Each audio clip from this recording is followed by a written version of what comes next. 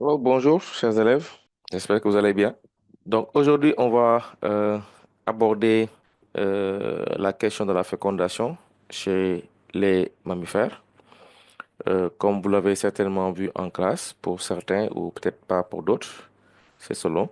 Donc, aujourd'hui, on va essayer donc de revenir sur cela, montrer un peu comment justement cette fécondation peut être réalisée chez les mammifères et au préalable, n'est-ce pas, quelles sont les conditions qu'il faudra remplir pour cela. Bon, vous savez que pour la donc, reproduction chez les mammifères sont des individus dont la reproduction se fait euh, donc chez des individus qui ne sont pas de la même espèce, donc d'espèces différentes. Donc, soit les individus de sexe masculin et individus de sexe féminin. Donc, chacun produisant des gamètes, et ce sont ces gamètes qui sont produits par les différents individus de sexe opposé, qui seront donc impliqués dans le phénomène de la fécondation. Donc, si on prend le cas de l'homme, donc on va dire chez l'homme. Chez l'homme, pour réaliser la fécondation, il faut produire donc des gamètes. Les gamètes qui sont produits donc, sont appelés donc spermatozoïdes, et ces spermatozoïdes sont fabriqués à partir d'un processus qu'on appelle la spermatogénèse. Donc, on a une spermatogénèse qui se déroule au niveau des gonades chez l'homme qu'on appelle les testicules. Donc, les testicules sont les gonades qui permettent ou à l'intérieur desquelles nous avons la production donc de spermatozoïdes. Et cette production, si on la regarde, elle va se faire à partir de quatre phases ou quatre étapes. Donc, nous avons ici, dans le processus, quatre phases. Maintenant, quelles sont ces quatre phases? Nous avons d'abord la phase de multiplication. Cette phase de multiplication se fait en fait par de simples mitoses. Donc, on a des mitoses. Et ces mitoses se font à partir de cellules, n'est-ce pas, mères, qu'on appelle donc des spermatogonies. Donc, nous avons des spermatogonies, voilà, donc qui sont des cellules donc diploïdes, donc ils sont à deux N chromosomes. Et ces cellules vont subir une simple mitose, comme vous l'avez appris en première, donc avec les quatre phases, à savoir la prophase, la métaphase, l'anaphase et la télophase. Et à l'issue de cette télophase-là, n'est-ce pas, la spermatogonie, qui est une cellule donc diploïde qui est à deux N, va se diviser pour donner naissance à deux autres cellules filles identiques à la cellule mère, donc c'est-à-dire des cellules qui sont également à deux N, deux N. Donc par simple phénomène donc de mitose. Et donc cette multiplication a l'avantage d'augmenter, d'accroître le nombre, n'est-ce pas, de spermatogonies. Et une fois qu'on a donc cette phase de multiplication, nous avons la deuxième étape, c'est l'étape de la différenciation, plutôt l'étape de l'accroissement. Bon, on cherche la bonne couleur. Voilà, donc on a l'accroissement, l'accroissement. Donc l'accroissement, n'est-ce pas, d'augmentation de volume de ces cellules, n'est-ce pas, les spermatogonies, qui sont donc des cellules diploïdes, qui, en faisant donc l'accroissement, c'est-à-dire l'augmentation de volume, vont se transformer en une autre catégorie cellulaire qu'on appelle les spermatocytes 1. Donc nous avons, n'est-ce pas, la formation de spermatocytes 1 qui vont se former. Ces cellules également sont diploïdes, donc 2N. Et donc ici, on va voir que les spermatogonies donc, vont accroître de taille, augmentation. Et donc, au niveau chromosomique, ça ne change pas. Nous allons toujours avoir des cellules diploïdes donc à deux N chromosomes. Maintenant, troisième étape ou phase, c'est la phase de maturation. Maturation. Et dans cette maturation, nous avons un événement majeur, donc on appelle la méiose, qui va se dérouler dans la maturation. Donc cette méiose, n'est-ce pas, est assez différente de la mitose classique qu'on connaît, donc puisque ayant une incidence majeure sur justement les cellules qui vont se former, donc notamment les spermatocytes 2. Et cette méiose se déroule en deux divisions qui se suivent, à savoir la division euh, réductionnelle. Donc on a une division réductionnelle, réductionnelle. Et cette division réductionnelle va permettre, comme son nom l'indique, de réduire le nombre de chromosomes. Donc les cellules, n'est-ce pas, qu'on avait sont des cellules qui étaient à 2N. Avec la division réductionnelle, les spermatocytes 1 vont passer à des cellules haploïdes qu'on appelle cette fois-ci les spermatocytes 2. Donc, on aura des spermatocytes 2. Bon, attendez, je vais faire ça. Donc, division réductionnelle. Donc, j'ai les spermatocytes 1 qui subissent la division réductionnelle. Et à l'issue de cette division réductionnelle, on obtient la formation de deux cellules filles, donc plus petites. Voilà. Et ces cellules sont des cellules haploïdes, c'est-à-dire des cellules qui sont à N chromosomes, N chromosomes. Donc ici, c'est une division de moitié du nombre chromosomique avec la division réductionnelle. Et la deuxième division, on appelle donc la division équationnelle. Donc division équationnelle. Cette division équationnelle va permettre à ce que donc les deux donc, spermatocytes 2 obtenus, donc ils sont là. Là, on a des spermatocytes 2, donc qui sont des cellules haploïdes. Donc, chacune de ces spermatocytes 2 va, avec la division réductionnelle, donner deux cellules filles,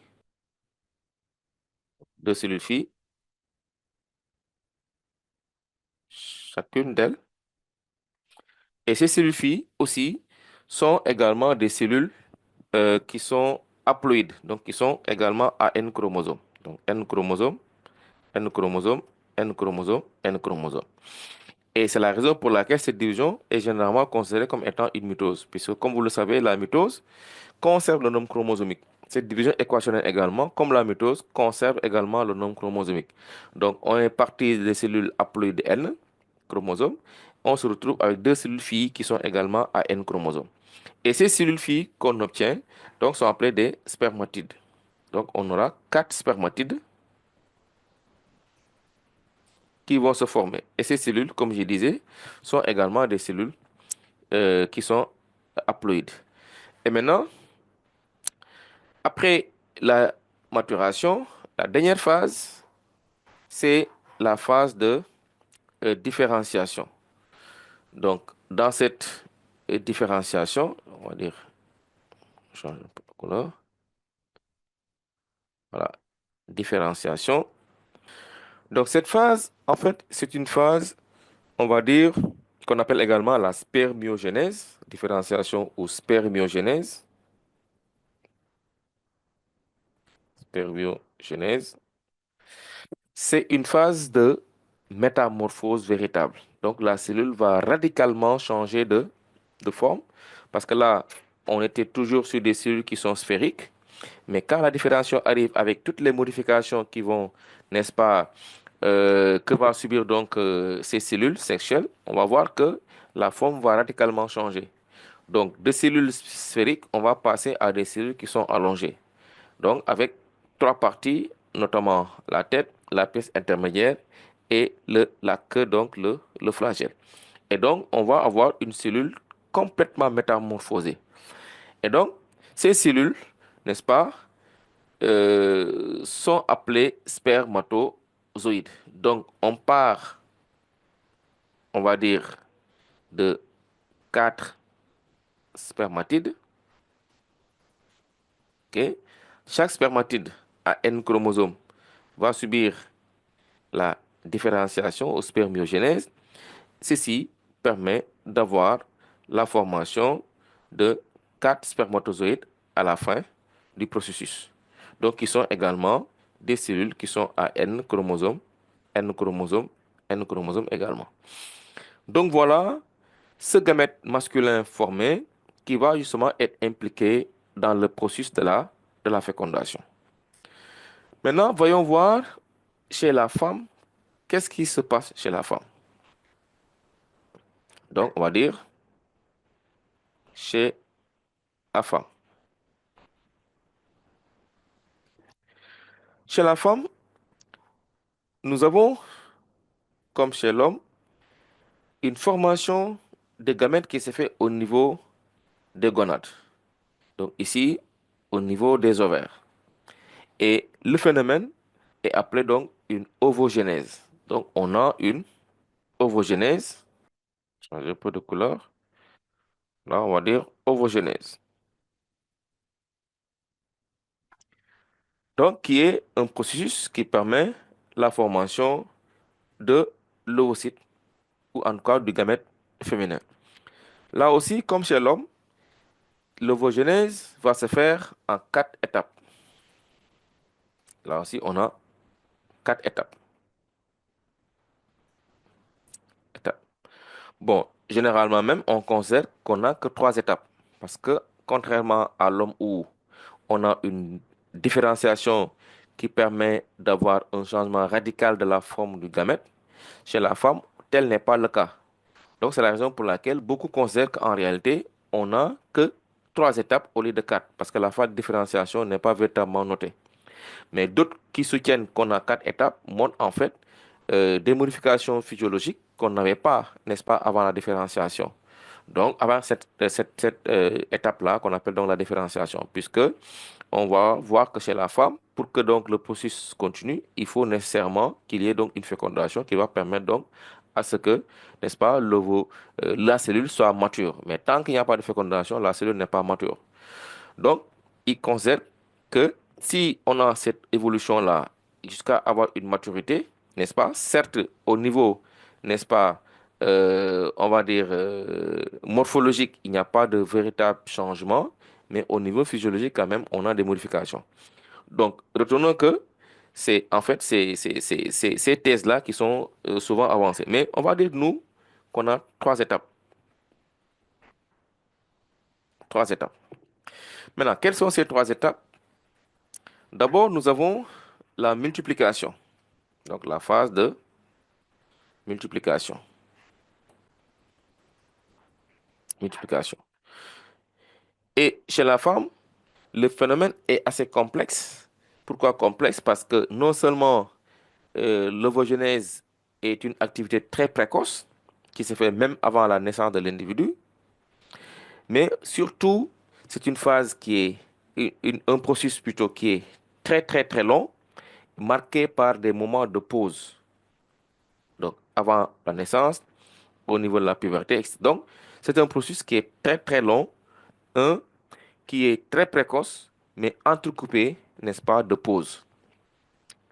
Maintenant, si on regarde le phénomène sans tenir en compte ces aspects-là, donc l'aspect, on va dire, de la précocité, l'aspect de, comment dirais-je, des pauses qu'on note, et même également de la longueur, n'est-ce pas, la durée plutôt du phénomène, nous avons toujours, comme chez l'homme, une multiplication qui se fait par des mitoses. Donc là, on va partir des cellules qu'on appelle les ovogonies. Ovogonies. Là aussi, on a des cellules mères. Et ces cellules, n'est-ce pas, vont subir euh,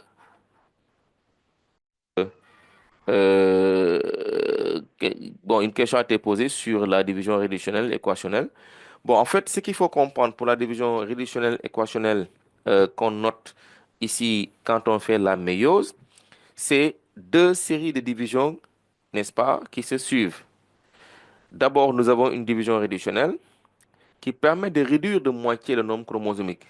Bon, on est chez l'homme, c'est l'exemple qu'on a pris comme mammifère, parce que l'homme aussi est un mammifère.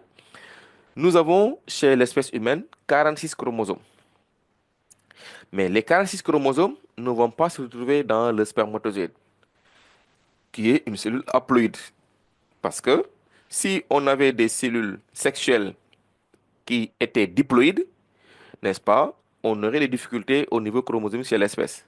Donc l'espèce étant avec 46 chromosomes, donc il est fondamental avec la méiose de régler le problème chromosomique en faisant quoi? En faisant une réduction de moitié. Ce qui fait que quand la fécondation qui va équilibrer va arriver plus tard, on aura un individu, un zygote qui sera, n'est-ce pas, à 2 N chromosomes, donc qui se retrouve avec les 46 chromosomes. Donc, retenez que la division réditionnelle, n'est-ce pas, son impact majeur, c'est une diminution de moitié du nombre chromosomique qui passe ainsi de 2N à N, autrement dit de 46 à 23. OK? Et maintenant, une fois qu'on a cette réduction qui se fait sur 4 phases aussi, la prophase 1, la métaphase 1, l'anaphase 1 et la télophase 1. Et donc, à l'issue de cette télophase, n'est-ce pas, on a une division qui permet de réduire de moitié, n'est-ce pas, le nombre chromosomique. On obtient ainsi 2 cellules qui vont se former, n'est-ce pas? Et après la formation de ces 2 cellules, n'est-ce pas, les spermatocytes 2, on va avoir la deuxième division qui va enchaîner, à savoir donc la division équationnelle, qui va permettre d'aboutir à 4, n'est-ce pas, spermatides. Et pour cette division réductionnelle, équationnelle plutôt, on n'a pas une réduction du nombre chromosomique. Le nombre chromosomique va être conservé.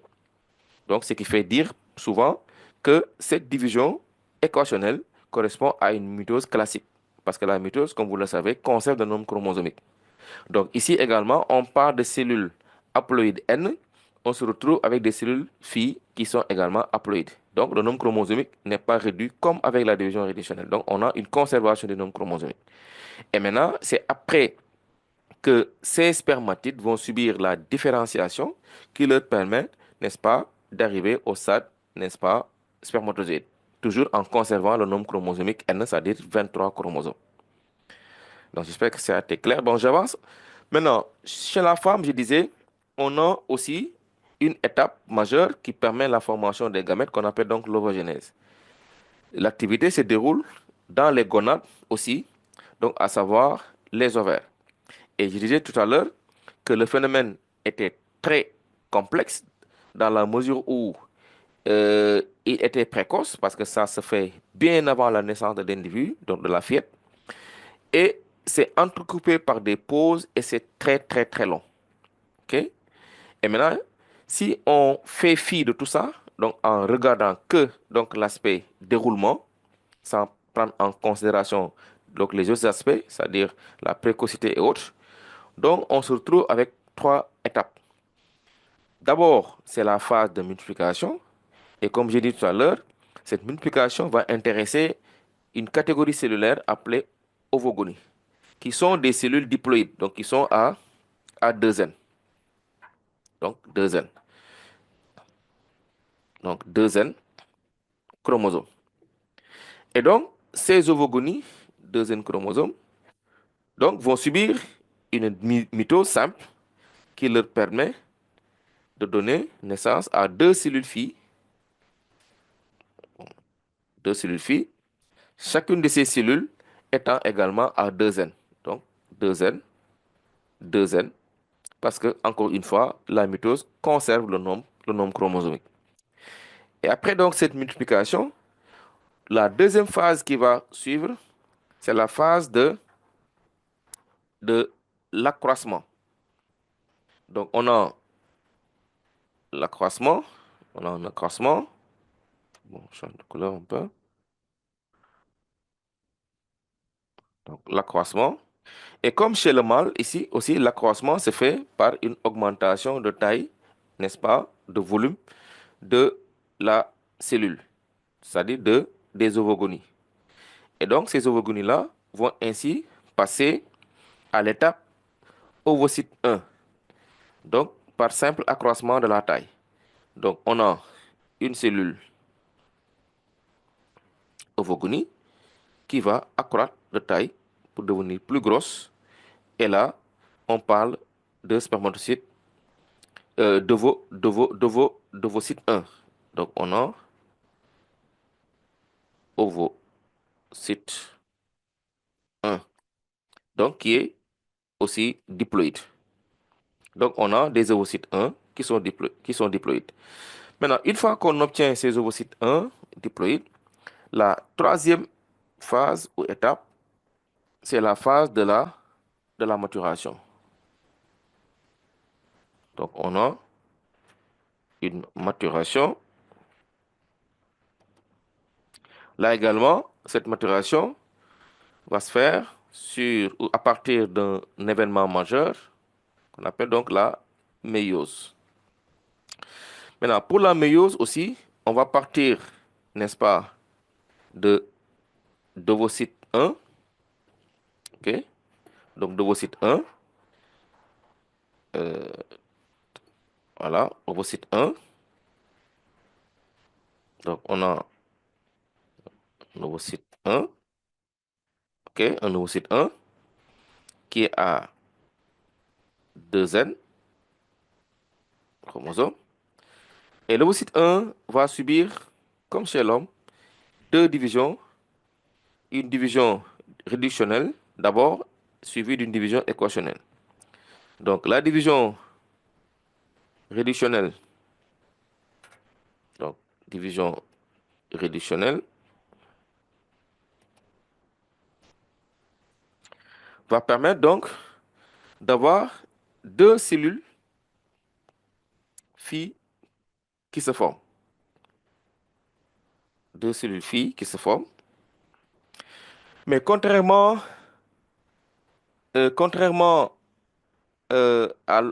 chez l'homme, où la division réductionnelle permet d'avoir deux cellules filles, n'est-ce pas, de taille égale, ici, tel n'est pas le cas.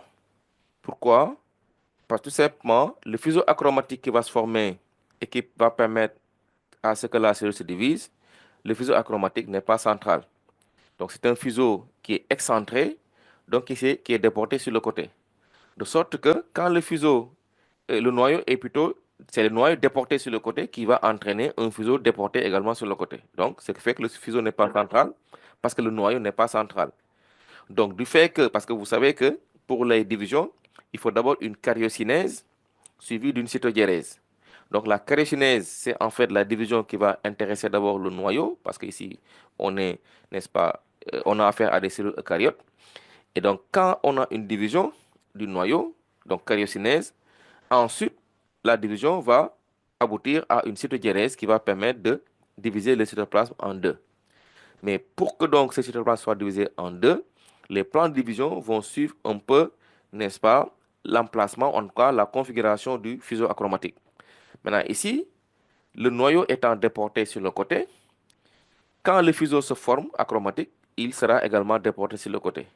Et donc, le plan de division qui va suivre ne sera plus, n'est-ce pas, médian, mais on va avoir un plan de division qui est également oblique ou excentré, on va dire.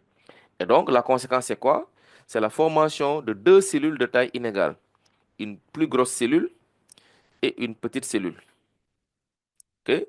La plus grosse cellule, on l'appelle l'ovocyte 2, qui est diploïde, plutôt qui est haploïde.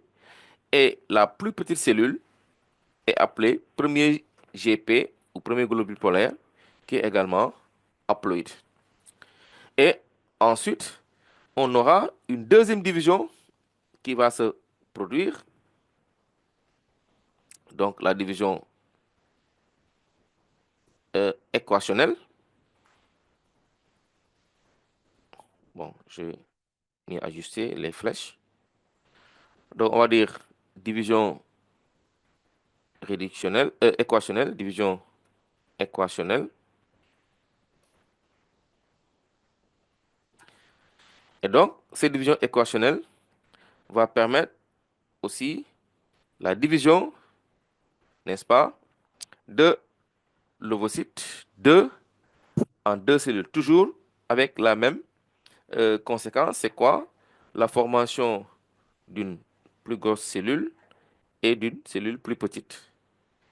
Donc, ici, on va parler de deuxième GP, qui est aussi haploïde, puisque la division équationnelle va conserver le nombre chromosomique, et une deuxième cellule qu'on va appeler donc un novotide. Un novotide qui est également une cellule haploïde. OK? Mais la particularité chez la femme, c'est que le processus, n'est-ce pas, qui aboutit à la formation, n'est-ce pas, de l'ovocyte et du deuxième GP sont liés à une fécondation, justement. C'est-à-dire que quand il n'y a pas une pénétration du gamète masculin dans cet ovocyte 2, qui, à l'émission, c'est-à-dire au niveau de l'ovulation, était à l'étape métaphase 2. Parce que donc, la cellule a fait les, la division, a fait d'abord la prophase, ensuite la métaphase, mais est bloquée en métaphase de deuxième division. La cellule n'a pas encore eu le temps de faire l'anaphase 2 et la télophase 2. Donc, et elle va entrer en dormance. Maintenant, avec le réveil physiologique provoqué par l'entrée du spermatozoïde lors de la fécondation, n'est-ce pas, l'ovocyte 2 va boucler ces deux phases de division qui restaient, en l'occurrence l'anaphase 2 et la télophase 2, et se diviser pour donner naissance à un ovocyte et le deuxième GP. Donc, avant, maintenant, après d'accueillir, n'est-ce pas, le gamète à l'intérieur pour réaliser ce qu'on appelle donc la karyogamie, qui est l'étape ultime de la fécondation. Donc, voilà, chers élèves, en résumé, n'est-ce pas, comment se fait le processus de la fabrication des gamètes. Et comme je dis, chez la femme, le phénomène est assez complexe, n'est-ce pas, précoce, long et entrecoupé par des pauses qu'on va donc avoir le long, n'est-ce pas, de la vie de l'individu. Et donc, la quatrième phase, comme j'ai dit tout à l'heure, n'est pas généralement considérée. Pourquoi? Dans la mesure où, comparativement à ce qui se passe chez l'homme, où on a une véritable métamorphose, changement morphologique du gamète, ici, tel n'est pas le cas, parce que si on regarde l'ovocyte comparé à l'ovule en tant que tel, ce sont donc deux cellules qui sont parfaitement identiques, ils se ressemblent. Donc, il n'y a pas, du point de vue morphologique, de modifications majeures. Ok.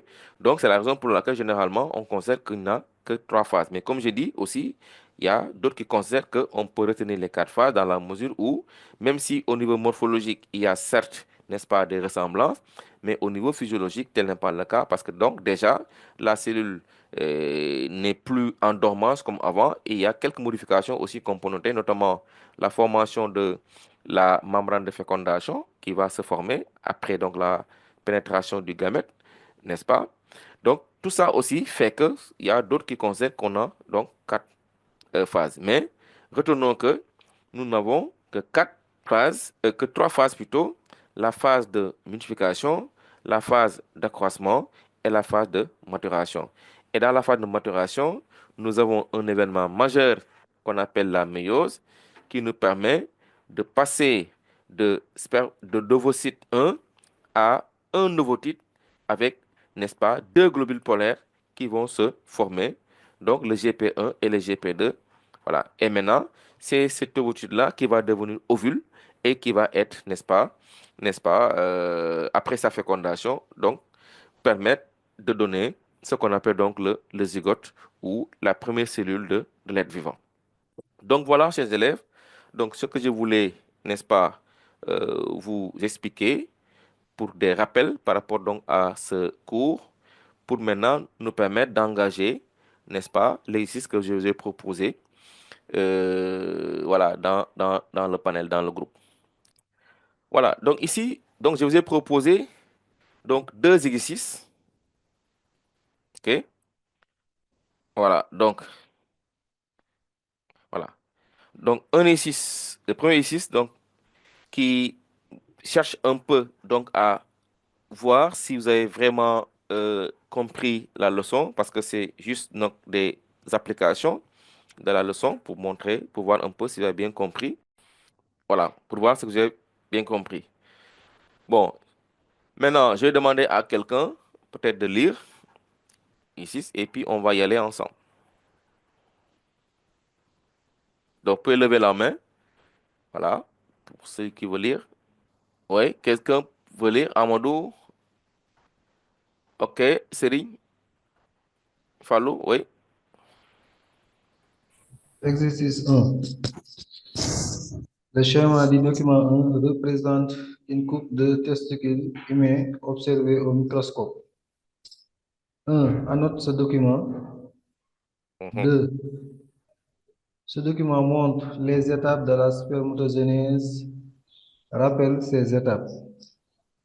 3. Rappelle les deux questions principales du testicule chez l'homme. 4. Quelle est l'importance de chaque fonction? Voilà, de chaque fonction. Donc, on demande de rappeler les deux fonctions principales du testicule chez l'homme et enfin de donner l'importance de chaque fonction. Maintenant, pour les annotations, bon, là aussi, j'insiste sur une chose avant qu'on ne commence. Donc, pour cette leçon, ce sont des compétences qui sont attendues. Donc, la capacité à annoter donc les schémas. OK? Donc, à défaut de pouvoir donc les représenter, donc il faut au minimum être en mesure de pouvoir les annoter. Donc, généralement, on les donne en coupe transversale. On peut également les donner en coupe longitudinale. Mais dans tous les cas, il est important de pouvoir annoter, n'est-ce pas, les gonades, de pouvoir annoter les gamètes et même de les représenter. Donc là, ce sont des compétences qui sont vraiment attendues. Donc c'est la raison pour laquelle, n'est-ce pas, j'ai voulu insister sur cet aspect-là.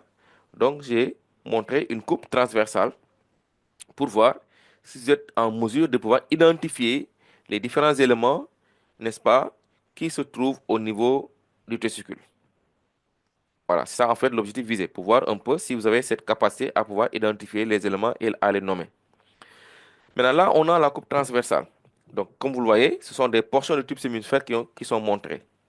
Et l'espace entre les tubes séminifères, donc l'espace interstitiel, donc entre les deux tubes séminifères.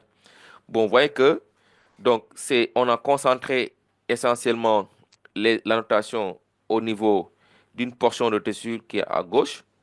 Donc l'autre portion, n'est-ce pas, on n'a pas beaucoup insisté.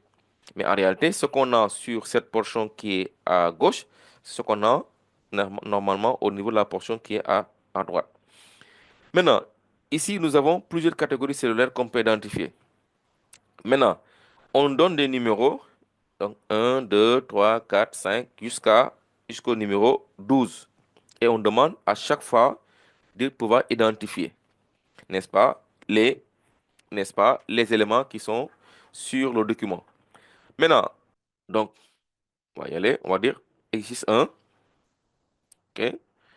Donc, la première question, c'est quoi? C'est la notation. Donc, le 1, c'est quoi? Qui peut nous dire c'est quoi le 1? Oui, Nogay? Oui, Nogay?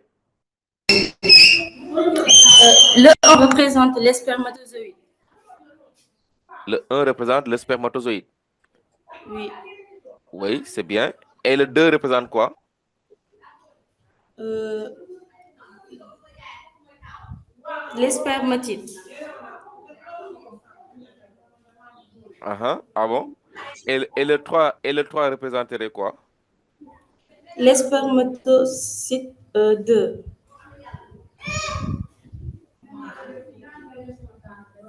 Et le 4? Les spermatocytes 1. Et le 1? Et le 6, oui? Euh, les spermatogonicus. Voilà. Bon, euh, voilà. Maintenant, euh, attention, bon, donc il y a du bruit derrière là. Il y a des interférences sur le micro. Bon, en réalité, c'est vrai que un, c'est le spermatozoïde. OK? Deux, aussi, on va dire, ce sont des spermatozoïdes aussi, le 2. Mais si vous regardez bien, le flagelle est bien là, n'est-ce pas? Les trois parties sont identifiables. Mais sauf que ici, ce sont des spermatozoïdes qu'on va qualifier de spermatozoïdes jeunes, donc de jeunes spermatozoïdes. Contrairement au un où, n'est-ce pas, donc on a un allongement du flagelle suffisant, les trois parties sont bien distinctes. Donc, le un, on peut dire que ce sont des spermatozoïdes qui sont âgés, et le 2, on peut retenir des spermatozoïdes qui sont jeunes. Donc, de jeunes spermatozoïdes qui n'ont pas encore, n'est-ce pas, atteint toute leur maturité comme on l'a au niveau du 1. Donc, le 1, on va dire donc spermatozoïde âgé. Le 2, on va mettre jeune spermatozoïde.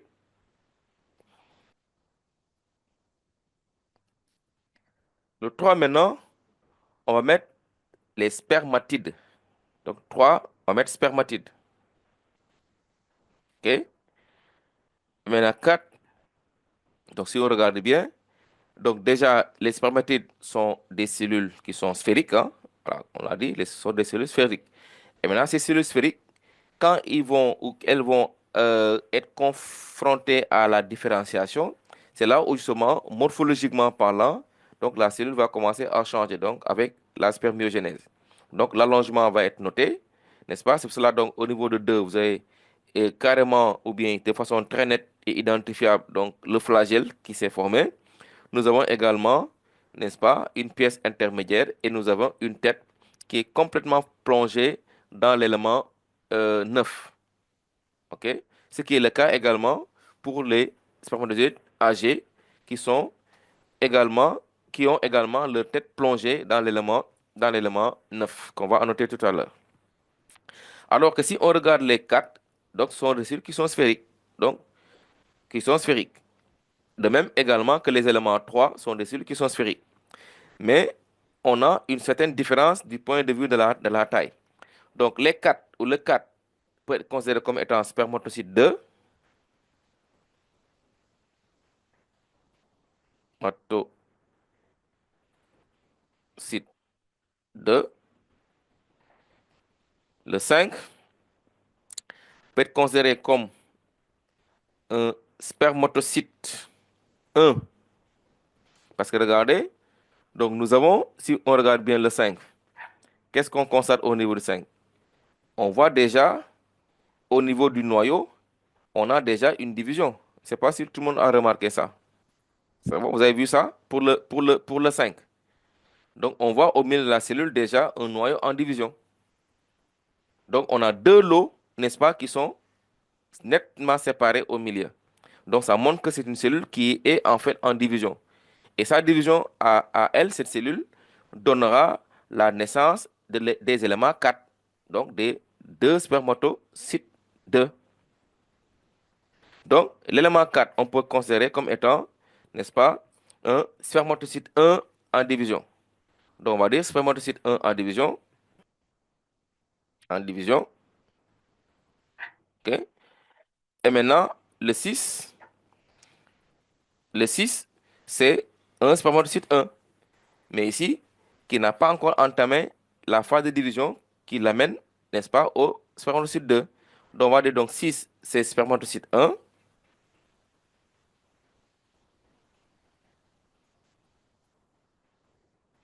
Spermatocyte 1. OK? Et maintenant, le 7, justement, ce sont les spermatogonies. Donc, et là aussi, si vous regardez bien, on a deux spermatogonies qui sont en train de se diviser. Donc, pour former deux autres spermatogonies, parce que comme on a dit, c'est une phase de multiplication en réalité qu'on a ici. Donc, au niveau de la paroi du tube séminifère, donc les cellules qui sont accolées à la paroi du tube séminifère sont des cellules mères, sont des cellules souches. Ça peut être également des spermatogonies. Donc, qui vont subir le phénomène de la mitose, le phénomène de la multiplication. Donc, cette, on va dire spermatogonie.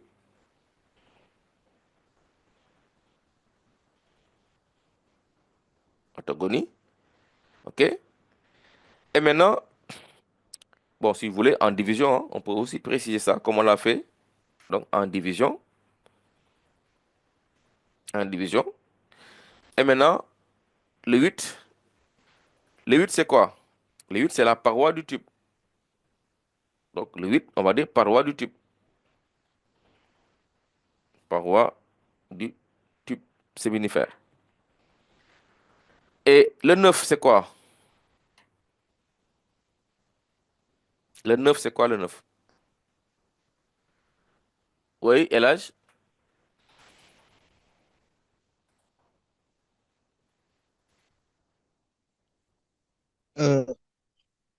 Le 9, Oui.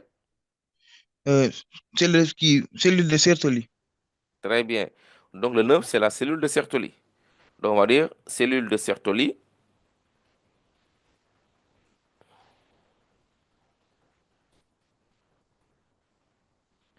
Et le 10, c'est quoi le 10? Le 10? Le Parce dit, que regarde, c'est encore les spermatogonie ou bien? voilà, très bien. Donc, ici, on va dire spermatogonie souche. Parce que, donc, comme vous voyez ici, ce sont des cellules qui n'ont pas encore entamé donc, la multiplication. Donc, on va dire donc le 10, spermatogonie souche. Monsieur, Oui, pour le 8, oui. on a dit parois. On peut vous dire tamit membrane ou bien? Non, pas membrane. Parce que membrane, souvent, quand on parle de membrane, par rapport à paroi, il y a surtout l'aspect épaississement. Ah, ok. La paroi, généralement, elle est beaucoup plus épaisse que la membrane qui est plus fine. Oui, Alors oui. qu'ici, ce tube similifère, ce qui l'entoure, c'est pas une structure qui est fine. Donc, elle est épaisse. Donc, on va parler de paroi. Oui, ok. OK. Et après, nous avons le 11. Le 11, c'est quoi? Oui, c'est quoi le 11 ici? Qui peut nous dire le 11, c'est quoi? Euh, Awa Wilan, Awa? Awa, le 11, c'est quoi, Awa? Oui, Awa? Le micro est ouvert, vous pouvez parler. On ne vous entend pas, hein, Awa. Mais votre micro est ouvert, mais on ne vous entend pas. Bon, peut-être elle a un problème de micro. Qui d'autre? Le 11 là, c'est quoi le 11 d'après vous? Personne ne lève la main? Oui, Nogay. Ou bien Mohamed aussi? C'est pas capillaire sanguin. Voilà, capillaire sanguin, vaisseau sanguin peut être. Voilà. Donc, le 11, c'est un vaisseau sanguin. Donc, ça veut dire quoi? Donc, 11, on va dire vaisseau sanguin. Sanguin. Donc, ça veut dire quoi? Ça veut dire que les tubes séminifères sont vascularisés. Donc, il y a la présence de vaisseaux sanguins. C'est extrêmement important. Donc, certes, on a des éléments tissulaires, c'est vrai. On a des cellules, tout ce que vous voulez. Mais surtout aussi, on a la présence de vaisseaux sanguins. Donc, ce sont des structures qui sont vascularisées. Et enfin, l'élément 12, oui, ça pourrait être quoi? Oui, Serigne. Oui, il y a Serigne qui a levé la main. Serigne Fallou. Cellule de Sertoli. Voilà, donc ce sont les cellules. Non, non, pas les cellules de Sertoli. Cellules de Sertoli, on a dit c'était le Non, 9. cellule de Leydig. Voilà, cellules de Leydig ou cellules interstitielles. Donc, ici, on a cellules de Leydig. Cellules de Leydig ou cellules interstitielles. Donc voilà, chers élèves, la notation d'une coupe transversale de testicules. OK? Donc, de la périphérie vers la partie centrale, donc qui correspond donc, à la lumière du tube séminifère, nous avons une succession de cellules, nous avons une lignée, n'est-ce pas, hein, spermatique. Et cette lignée commence par les ovogonies, plutôt les spermatogonies, ok, pour arriver aux cellules qu'on appelle les spermatozoïdes. Et entre les spermatogonies et spermatozoïdes, nous avons, n'est-ce pas, des phases intermédiaires, n'est-ce pas, avec les spermatocytes 1, avec les spermatocytes 2, avec les spermatides que nous allons rencontrer. Maintenant, la deuxième question nous demande maintenant de rappeler les étapes de la spermatogénèse que montre le document. Donc, ça nous ramène à la deuxième question de cet exercice d'application. Donc, on va dire les étapes de la spermatogénèse. OK? Maintenant, quand on regarde ce document-là, quelles sont les étapes qu'on peut voir sur le document? Oui, quelqu'un pour nous dire les étapes? Bon, et non seulement vous me donnez les étapes, mais surtout aussi, bon, ça peut-être je ne l'ai pas précisé dans le document, de donner la justification. Pourquoi vous dites qu'il y a telle étape? Qu'est-ce qui le justifie par rapport aux structures que nous avons sur le document? Oui, quelqu'un? Donc, qui lève la main? Personne? Personne? OK. Donc ici, mais on a la multiplication. Oui, Nogay? Oui, Nogay? Oui, Nogay, on t'écoute. Bon, le micro est coupé. Bon, en fait, ici, nous avons la phase de multiplication qu'on peut identifier ici, clairement. Donc, nous avons la multiplication. OK? Pourquoi la multiplication? Mais regardez. Donc, on sait que la phase de multiplication, c'est une phase qui intéresse les spermatogonies.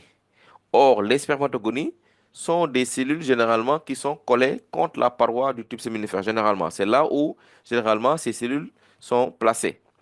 Et tout à l'heure, avec le 7, on avait dit spermatogonies en division. Et donc, s'il y a division, donc ça veut dire qu'il y a l'étape de la multiplication qui est en train de se produire.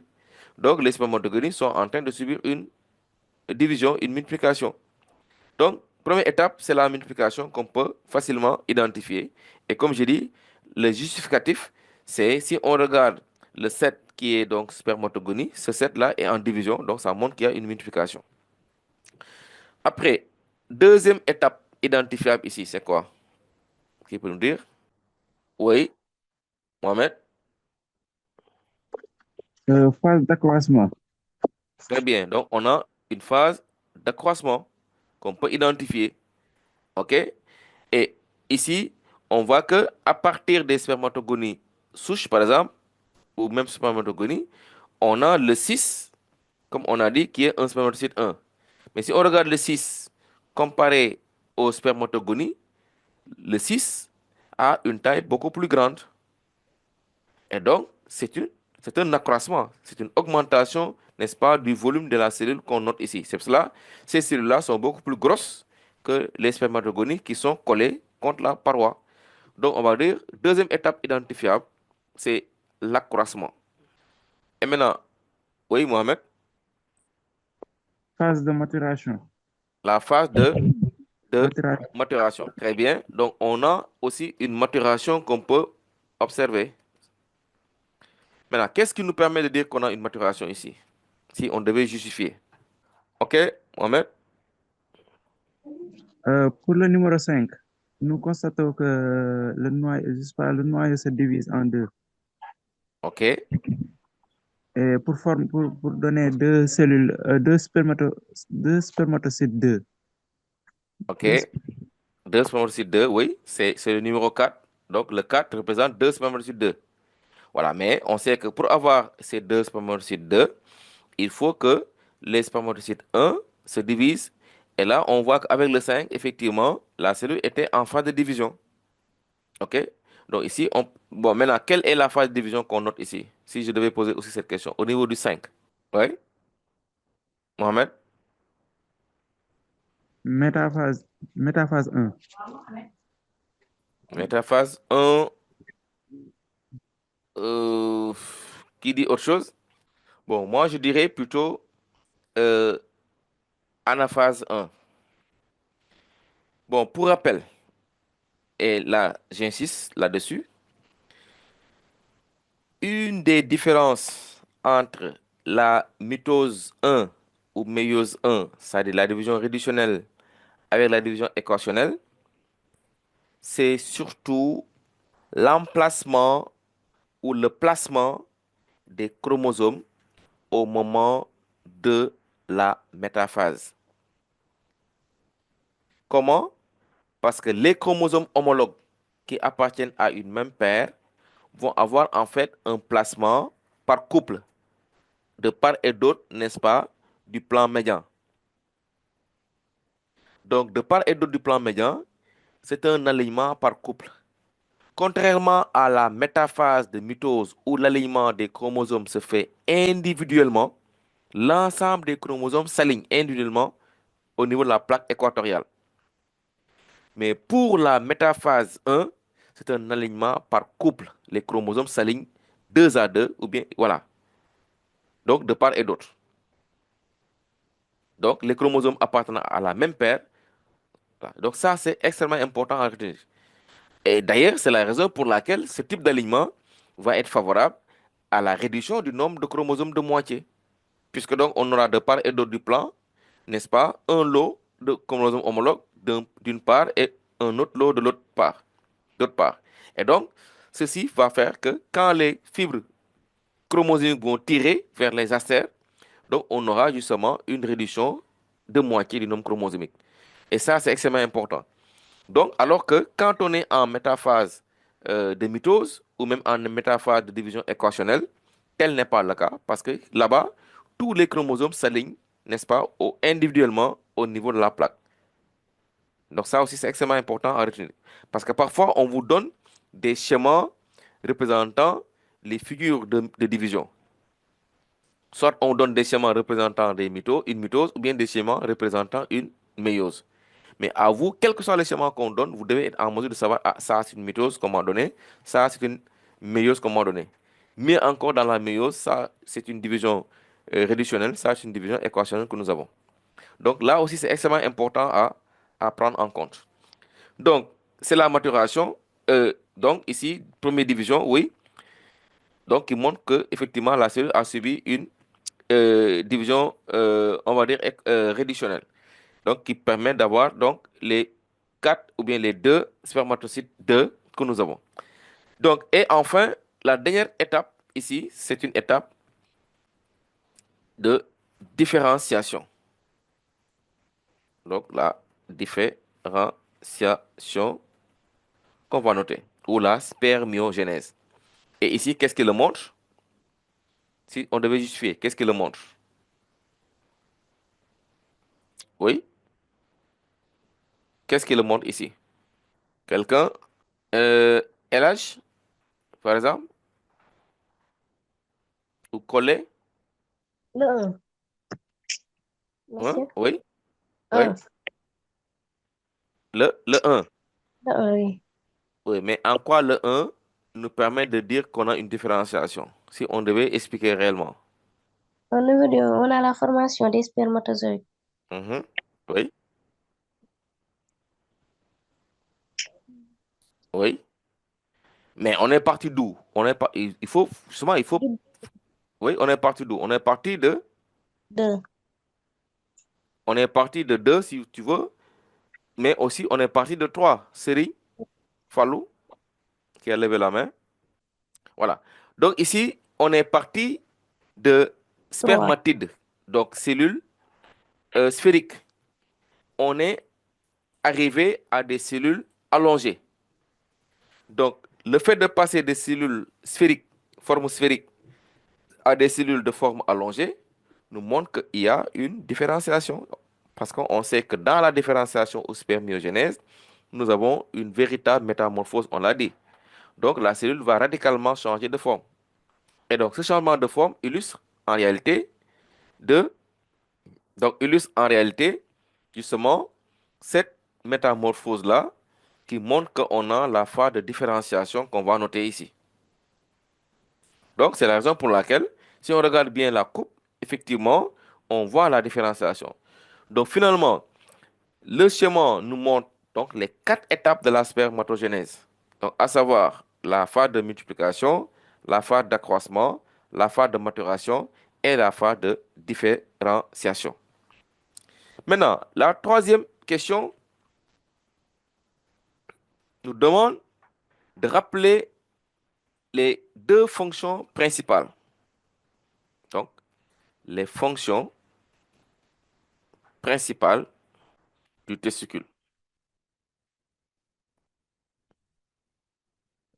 Bon, qui peut nous donner ces 2 fonctions du testicule? Bon, je rappelle que c'est juste un exercice d'application. Donc, c'est juste pour voir si vous avez appris et maîtrisé et compris le cours. Donc, quelles sont les 2 fonctions principal du testicule. Oui. Qui va nous dire? Oui, Aboubakar. Il faut ouvrir le micro, Aboubakar. Oui, ça, normalement, ça passe vite, hein. Les deux fonctions du testicule. Oui, Dabadien. Personne. Oui, Daba. Oui. Quelles sont les deux fonctions du testicule? Ça ne vient pas. Mais vous, là, est-ce que vous apprenez vos leçons, là? Hein? Les gars, est-ce que vous apprenez les leçons, là? Il faut les apprendre, hein. On n'est pas très loin encore du bac, hein. Oui, Nogay.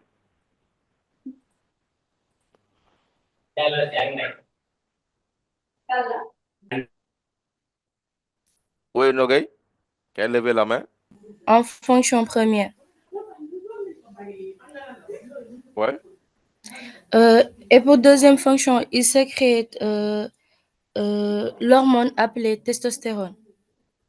Non, reprends. J'ai pas bien compris. Pour les testicules, Oui. Donc, on demande les deux fonctions, les deux principales fonctions du testicule. ils produisent des spermatozoïdes. Oui, ça, c'est quelle fonction? Fonction exocrine. Oui, fonction exocrine, très bien. Et l'autre fonction, c'est endocrine. Et la fonction Endocrine. endocrine.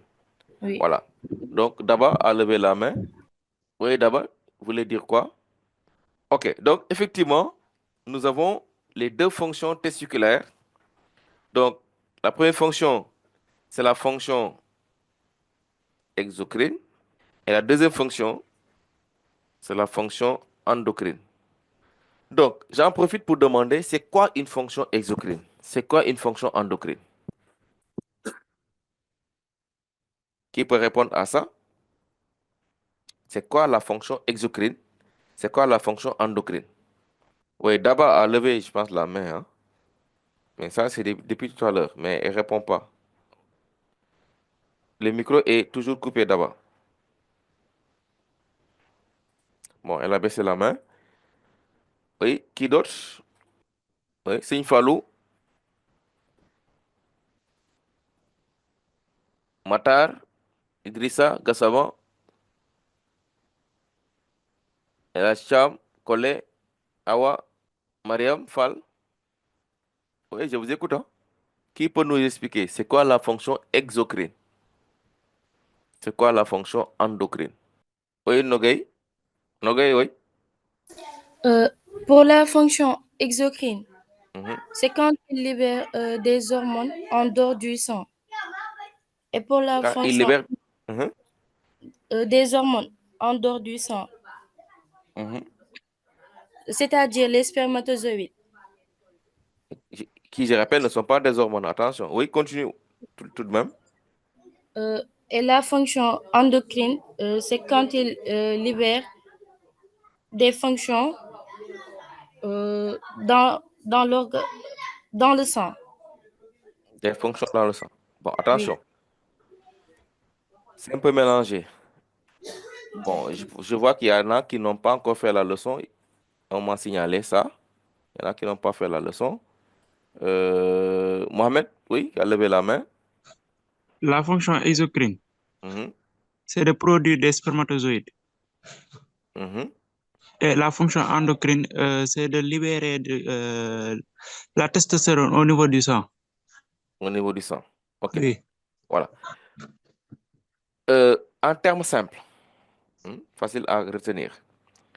Quand on dit exo, extérieur. Endo, à l'intérieur. Donc, quand une glande a une fonction exocrine, donc ça dit que la glande fabrique des substances, des produits qui sont par la suite libérés hors de l'organisme. On dit qu'on a une fonction endocrine. Donc, toute glande étant capable de produire ou de fabriquer un produit qui va être après évacué à l'extérieur de l'organisme permet d'identifier la fonction exocrine. Donc, on dira que cet organe ou cette glande a une fonction exocrine. Ouais, d'accord. Par contre, si on a, n'est-ce pas, un organe, glande, tout ce que vous voulez, qui fabrique un produit qui reste dans l'organisme, qui ne sort pas de l'organisme, on parle de fonction endocrine. Donc voilà, de façon simple, comment il faut qu'on comprenne la fonction exocrine et la fonction endocrine. Je rappelle, oui, Nogay a levé la main. Non, c'était pour tout à l'heure. Désolé. Voilà. Donc, je disais que pour faire simple, facile à comprendre, surtout pour ceux qui n'ont pas encore fait la leçon. Donc, quand on dit une fonction exocrine, c'est quoi? Donc, l'élément qui exerce cette fonction, que ce soit un organe, une glande, tout ce que vous voulez, une cellule, même pas, voilà, on va dire organe, glande, une structure. Si cet élément-là fabrique un produit qui est par la suite libéré hors de l'organisme, on dit qu'on a une fonction exocrine. Par contre, si un organe, une glande, etc., fabrique un produit, mais qui reste dans le corps, on va parler de fonction endocrine. Donc, si on regarde le testicule est à l'origine de la fabrication de plusieurs types de produits, notamment les spermatozoïdes dont on vient de parler. Donc, avec ou à travers 4 étapes. La multiplication, l'accroissement, la maturation et la différenciation. Maintenant, ce gamète-là ou ces gamètes-là, ces spermatozoïdes, une fois formés, ils ne vont pas rester dans l'organisme. Ils sont appelés demain après-demain à sortir hors de l'organisme. Donc, le fait qu'ils soient fabriqués dans l'organisme, dans une structure, dans un organe, et qu'ils se retrouvent après en dehors de l'organisme, nous permet de dire que cet organe-là qui les a fabriqués exerce ou possède une fonction exocrine. Donc, à travers les spermatozoïdes qui sont libérés hors de l'organisme, le testicule exerce une fonction exocrine. Mais ce n'est pas que la seule fonction exercée par le testicule. Il y a une autre fonction qu'il exerce, le testicule, c'est la fonction, cette fois-ci, endocrine. Pourquoi? Parce que le testicule, aussi, parallèlement à cette fonction exocrine, est capable de fabriquer des produits qui ne vont pas sortir de l'organisme, qui vont rester dans l'organisme. Et c'est le cas, tout à l'heure quelqu'un l'a dit, de la testostérone. La testostérone est une hormone qui est fabriquée par le testicule, notamment ou précisément par les cellules de Leydig du testicule. Mais quand c'est fabriqué, cette testostérone ne sort pas de l'organisme. C'est une hormone qui va rester dans l'organisme. Pourquoi? Parce que va circuler via la circulation sanguine. Et d'ailleurs, c'est la raison pour laquelle les vaisseaux sanguins sont à côté des cellules interstitielles de Leydig. Ce n'est pas pour rien que ces cellules-là ces vaisseaux-là sont à côté justement de, qu'on appelle, des vaisseaux sanguins. Parce qu'une fois qu'ils vont fabriquer, n'est-ce pas, la testostérone, cette hormone-là pourra justement être, voilà, évacuée, n'est-ce pas, véhiculée plutôt par la circulation sanguine, n'est-ce pas, pour aller vers les cibles concernées. Donc, ça veut dire quoi? Que le testicule exerce également une fonction endocrine à travers la testostérone. Donc, voyez. Donc, voilà les deux principales fonctions du testicule. Donc, nous avons la fonction exocrine exercée grâce à la fabrication et libération de spermatozoïdes et la fonction endocrine exercée grâce à la fabrication et libération dans l'organisme ou dans le corps de la testostérone. Donc, voilà les deux principales fonctions du testicule. Maintenant, on va avancer. Quatrièmement, pour terminer cet exercice d'application, nous avons la quatrième question, c'est quelle est l'importance de chaque fonction? Donc, importance de chaque fonction. Bon, on l'a dit plus ou moins. Oui. En quoi la fonction exocrine est importante? On l'a dit pourtant. Qui va répondre rapidement? En quoi la fonction exocrine est importante? Oui. Levez la main. En quoi la fonction exocrine est importante? Oui. Personne? Et pourtant, on l'a dit. On l'a dit pourtant, les gars. On l'a dit, hein? Le développement et le maintien des caractères sexuels secondaires. Non. Pas le développement et le maintien des caractères sexuels secondaires. Les caractères sexuels secondaires ne sont pas maintenus par la fonction exocrine. Non, je parle de la fonction endocrine. Oui, oui, la testostérone, oui, ça permet, oui, de gérer les caractères sexuels secondaires, oui, d'accord. Mais, d'accord. Ça, c'est acceptable, c'est bien, oui. Et pour la fonction exocrine, bon, parce que ce que, oui, voilà. Bon, quelqu'un a répondu, je pense, oui, Gassama. Donc, au niveau du chat, et voilà, permet la fabrication des spermatozoïdes. Mais qu'est-ce qui permet cette fonction? Donc, c'est quelle fonction? C'est la fonction exocrine. Donc, c'est ça. L'important de la fonction exocrine, c'est la fabrication et la libération des spermatozoïdes. C'est cette fonction-là qui permet de disposer des spermatozoïdes. Donc, sans la fonction exocrine, on ne pourra pas disposer, on ne peut pas disposer des spermatozoïdes pour aller faire la fécondation. Et ça, tout le monde le sait que c'est capital dans la reproduction. Parce que si on ne dispose pas de gamètes, évidemment, on ne pourra pas réaliser la fécondation. Et donc, la mise à disposition de ces gamètes masculins pour faire la fécondation, c'est à travers la fonction exocrine qu'on l'a. Si on n'avait pas cette fonction exocrine, on ne pourrait pas faire de fécondation.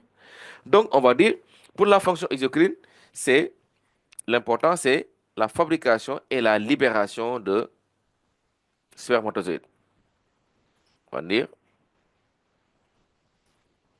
fonction exocrine. Donc, on va dire fabrication et libération de spermatozoïdes.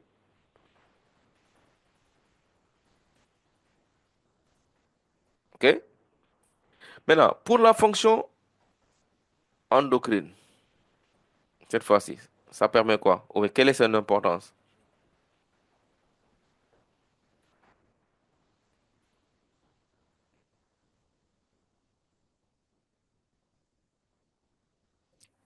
Oui? Et l'âge? Pour la fonction endocrine, Mhm. il permet la production d'hormones. Voilà. Donc, fabrication, n'est-ce pas, d'hormones. Parce que aussi, la reproduction, c'est pas que les gamètes, la reproduction. Donc, au-delà des gamètes, il y a aussi l'aspect hormonal qui joue un rôle extrêmement important dans la réussite de la fécondation. Donc, ici, on va dire que c'est la fabrication d'hormones.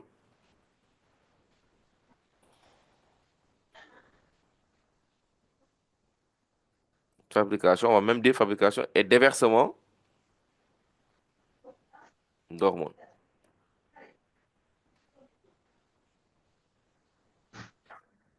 Et maintenant, une fois qu'on a ça, là maintenant, on vient à ce que disait tout à l'heure donc Nogueï.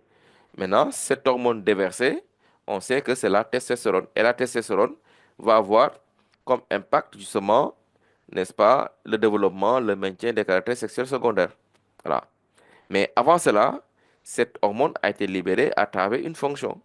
Et donc, si la fonction n'était pas au point, n'était pas, on va dire, fonctionnelle, donc ça ne pourrait pas ou ça n'aurait pas pu permettre de mettre à disposition la testostérone qui aura, comme on le sait, n'est-ce pas, un impact sur les caractères sexuels secondaires, par exemple. Donc, c'est à travers cette fonction endocrine qu'on peut disposer de la testostérone, donc qui est une hormone. Donc voilà, chers élèves, donc ce que je voulais vous proposer en termes d'exercice d'application. Donc, c'est juste pour voir un peu si vous avez un peu appris ou compris le cours, n'est-ce pas, avant maintenant d'en arriver à l'exercice 2, n'est-ce pas, qui est plus complexe que cet exercice d'application. Maintenant, s'il n'y a pas de questions, on va attaquer la deuxième partie, donc avec l'exercice 2. Voilà. C'est bon? Donc, on peut y aller s'il n'y a pas de questions. Donc, je vois qu'il n'y a pas de main levée. Donc, exercice 2. Voilà. Maintenant, dans cet exercice 2, n'est-ce pas, on nous donne une structure, on a dit, prélevée dans un ovaire. OK? On n'a pas précisé le nom. Et justement, on nous demande de donner un titre à ce dessin-là, donc de cette structure, de mettre des numéros, plutôt de mettre des noms aux numéros qui ont été donc proposés. Donc ici, nous avons les numéros de 1 à 5. Et chaque numéro désigne en fait une structure ou bien un élément de la structure en question. Donc, on va dire exercice 2.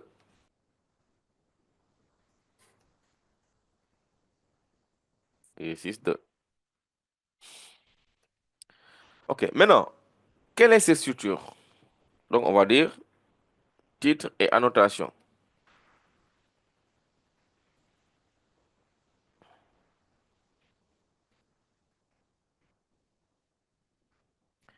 OK, qui va nous proposer un titre? Qui va nous proposer un titre? Donc là aussi, comme je dis, hein, il est important de pouvoir identifier les structures. C'est extrêmement important dans cette leçon. Donc vous devez être capable de pouvoir reconnaître les éléments. Donc Serigne Fallou, L'ovocyte 2. un ovocyte 2. Ou bien l'ovogenèse. Non, attention. L'ovogenèse, ce n'est pas un schéma. L'ovogenèse, c'est un processus, Ah, un d'accord. mécanisme. Donc, voilà. Mais ici, c'est un élément, une structure qu'on a montré. Ce n'est pas l'ovocyte. Attention. Oui, quelle est cette structure-là? Oui.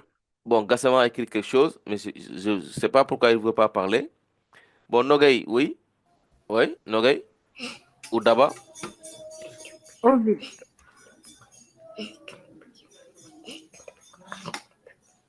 C'est pas l'ovule. L'ovule. Oui. Non, non, non, c'est pas l'ovule. C'est pas l'ovule, Daba. Oui, Nogay, il voulait dire quoi? Ok, donc si je lis au niveau du chat, je vois que Gassama a dit follicule. Voilà, effectivement, c'est un follicule. Ici, nous avons un follicule. Ok? On peut même mettre follicule mûr. C'est un follicule mûr que nous avons ici. Donc, pour le titre, on va dire follicule mûr. Bon, ça me permet de revenir un peu pour ceux qui n'ont pas encore fait la leçon. Donc, là, les follicules sont formés, ou le follicule mûr est formé à partir d'un processus qu'on appelle la folliculogénèse. La folliculogénèse, c'est un événement qui se déroule en parallèle avec l'ovogénèse. Et donc, les activités, le déroulement plutôt, se fait dans les ovaires. Ok. Au moment où l'ovocyte est en train de faire, n'est-ce pas, d'évoluer, le follicule également évolue. C'est quoi un follicule? Le follicule, c'est une structure dans laquelle nous avons l'ovocyte lui-même avec des cellules folliculaires qui l'entourent. Donc, c'est l'ensemble ovocyte follicule, cellules folliculaires plutôt, qui donne le follicule. Et maintenant, l'organisation le plus simple, en fait, ou si vous voulez, l'étape de démarrage, ou en tout cas, la première étape de cette folliculogénèse, c'est, n'est-ce pas, la formation de ce qu'on appelle les follicules primordiaux. Donc, nous avons d'abord des follicules primordiaux, qui sont conçus par un ovocyte entouré par quelques cellules folliculaires, n'est-ce pas? Et là, ce n'est pas une assise régulière, parce que c'est juste discontinu, parce qu'il y a des cellules, mais l'ovocyte n'est pas totalement entouré. À ce stade-là, on a un follicule primordial. Maintenant, les follicules primordiales vont évoluer, donc vont accroître de taille avec également l'accroissement de la taille de l'ovocyte parallèlement aussi à ça. Donc, et va quitter l'étape primordiale, ce follicule primordial, pour aller à l'étape follicule primaire. Après follicule primaire, nous allons avoir follicule secondaire, follicule tertiaire et follicule mûr de De Graaf ou follicule mûr. Donc, c'est la dernière étape de la folliculogénèse.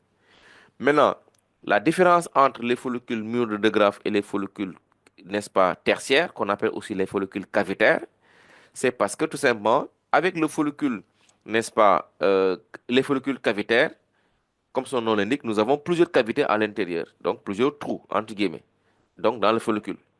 OK? Alors qu'avec le follicule mûr, on a une seule cavité, une grosse cavité unique, qui est dans le follicule qu'on appelle l'antrum. Et c'est le cas ici. Donc ici, on a une seule cavité unique, n'est-ce pas? Donc, c'est en fait c'est le 2, le numéro 2. C'est ça la cavité unique qu'on appelle antrum. Donc, si on voit cette organisation-là, donc ça veut dire qu'on a affaire à un follicule mûr. Donc, ce sont des follicules qui ont des cavités, mais ici, c'est une seule cavité qui est présente. Alors que pour les follicules tertiaires, généralement, on a plusieurs. Les follicules secondaires n'ont pas de cavité, ce sont des follicules qui sont pleins. Pourquoi plein? Parce qu'on a les cellules de la granulosa qui forment, n'est-ce pas, le milieu ou la partie centrale du follicule. À la périphérie, nous allons avoir les deux tecs qui sont en train de se former, la tech interne et la tech externe. OK? Et donc, le follicule, et plutôt l'ovocyte, est justement noyé dans cette masse de cellules de la granulosa. OK? Et après, maintenant, avec les follicules primordiaux, là, on a et d'abord primaire, on a une assise régulière avec les follicules primaires, assise régulière. Et avec les follicules primordiaux, l'assise folliculaire n'est pas régulière. Donc voilà, chers élèves, ce qu'on appelle donc la folliculogénèse. Donc je répète encore, c'est une étape qui se déroule parallèlement avec l'ovogénèse, ou en parallèle avec l'ovogénèse, mais qui se fait intégralement dans l'ovaire. Intégralement dans l'ovaire. Alors que l'ovogénèse, elle, se fait en partie dans l'ovaire et une autre partie se fait en dehors de l'ovaire. Parce que n'oublions pas qu'avec l'ovogénèse, la cellule sexuelle qui est libérée à l'ovulation n'est pas encore devenue ovule en tant que telle. C'est un ovocyte 2 bloqué en métaphase 2 qui est libéré. N'est-ce pas? Pour acquérir maintenant le statut d'ovule, pour ces mammifères-là, il faut fondamentalement qu'il y ait donc la fécondation. Donc l'arrivée du gamète masculin qui va permettre à ce que donc l'ovocyte termine sa division pour devenir maintenant une cellule sexuelle mature. Mais tant qu'il n'y a pas de pénétration, il n'y a pas de maturité de cette cellule-là. Donc ça, c'est une particularité chez les mammifères, chers élèves. Donc je disais, la structure que nous avons ici, c'est un follicule mûr ou un follicule de De Graaf, n'est-ce pas, identifiable par la présence d'une seule cavité. Une seule cavité. Et généralement, elle est très grande, cette cavité. Et donc, ce qui nous amène à la notation.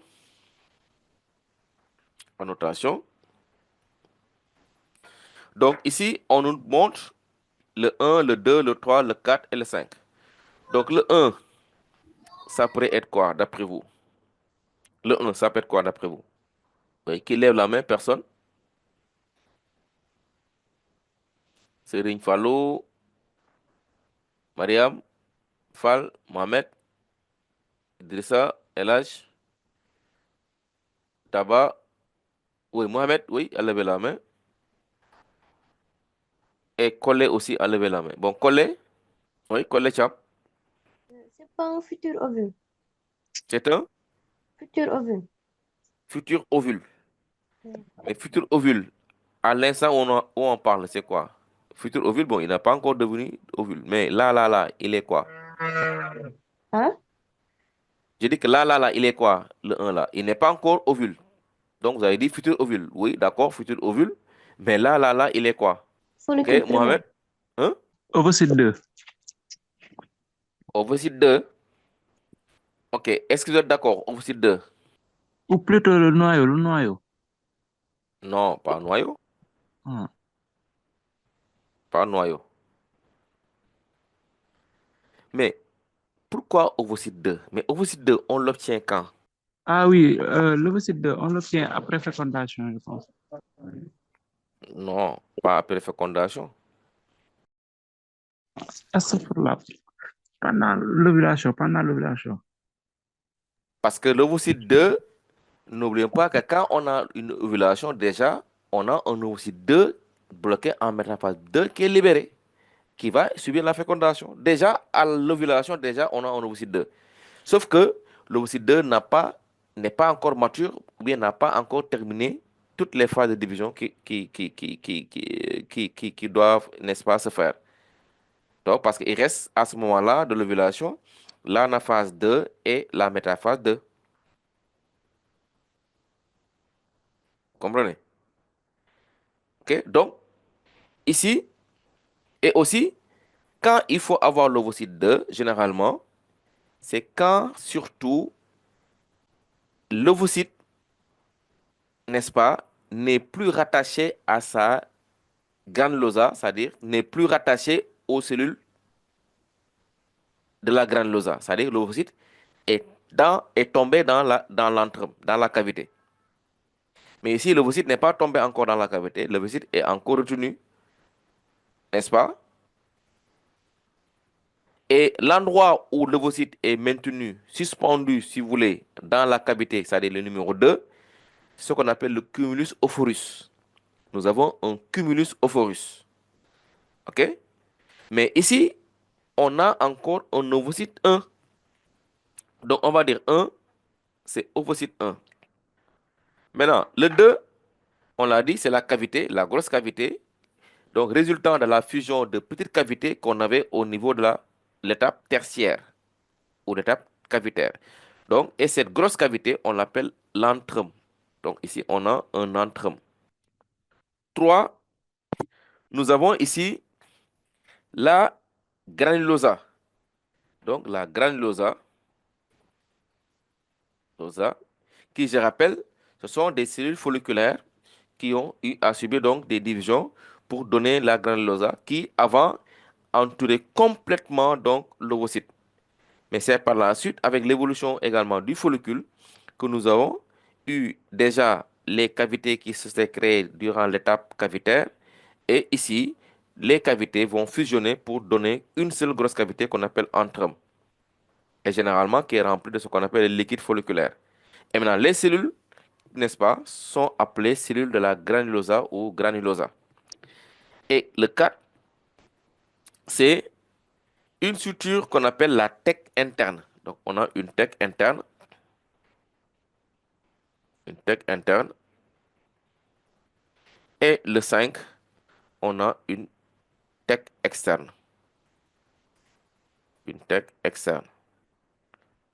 Donc, voilà les 4 éléments que ce follicule-là mûr montre. OK, maintenant, la question suivante, c'est quelles peuvent être les conséquences de l'existence simultanée de ces formations? Donc, si on est à ce stade-là du développement, où on a atteint le stade mûr, quelles peuvent être les conséquences de l'obtention de ce follicule mûr? Donc, autrement dit, après ce follicule, quelles sont les étapes suivantes, normalement, qui doivent se dérouler? Ouais, pour ceux qui ont fait le cours, oui, Elhaj, Gassama, Fatou Sey, oui. Elhaj a levé la main, oui. Oui, Elhaj, on t'écoute. Il faut ouvrir le micro. Nogay, Elhaj, il faut ouvrir le micro, hein. C'est fermé, le micro est toujours fermé. Bon, Aïcha, Job, Awa, Wilan, Fatou Sey, Max Camara. Oui, Elhaj, oui, on t'écoute. Tu as levé la main. Monsieur, ici, on peut dire Mhm, que si plusieurs follicules arrivent à mhm, maturité simultanée, mhm. cela pourrait induire à une ovulation multiple. Non, à une ovulation, oui. Une ovulation, oui. Les résultats d'une grossesse multiple aussi, ou bien Non, c'est non, pas non, ça. attention, attention. Pas grossesse multiple, ovulation multiple. Ici, déjà, c'est pas une question d'ovulation multiple. Bon, c'est juste parce que quand on dit l'existence simultanée de ces formations, c'est ce qu'on a annoté, c'est-à-dire l'ovocyte 1, etc., l'antrum, la granulosa, etc. Donc, c'est ceux qui sont représentés par le schéma. Donc, si on a cette disposition-là, ou bien cette organisation au niveau du follicule, qu'est-ce qui peut s'en suivre après? Oui, tu l'as dit, c'est une ovulation qu'on peut noter. Parce qu'après, on peut, après cette étape-là, arriver à une ovulation qui pourrait se passer. Oui. Maintenant, quand il y a ovulation qui peut se passer, maintenant, quand tu dis fécondation multiple, attention, parce que la fécondation, n'est-ce pas, c'est pas quelque chose qui est obligé, parce que on peut avoir cette ovulation, mais pas forcément fécondation, ça, on l'a appris certainement. Parce que la Oui. fécondation va dépendre de plusieurs conditions, comme l'arrivée, déjà, qui est un acte sexuel, qui est l'arrivée des... Donc, il y a pas mal de choses après qui vont suivre. Mais, quel que soit, n'est-ce pas, nous, ici, ce qu'on demande en réalité, c'est qu'est-ce qui se produit indépendamment des choses peut-être sur lesquelles on n'a pas trop d'emprise ou bien des incertitudes qu'on ne peut pas cerner. Mais ce qui est sûr, si on a cette structure-là, on peut arriver à une ovulation. Ça, c'est clair. Ça, c'est un. Maintenant, après l'ovulation, qu'est-ce qui peut se passer? Oui, Mamadou Diop, Formation de la corps jaune. formation du corps jaune, justement. Donc, formation du corps jaune. Donc, ce sont les deux éléments, n'est-ce pas, qu'on peut ici évoquer comme conséquence qui peut résulter de la formation de ce follicule mûr. Donc, je vais mettre conséquence. Conséquence. Nous avons, donc, on a dit ovulation, première conséquence. Deuxième conséquence, formation du corps jaune.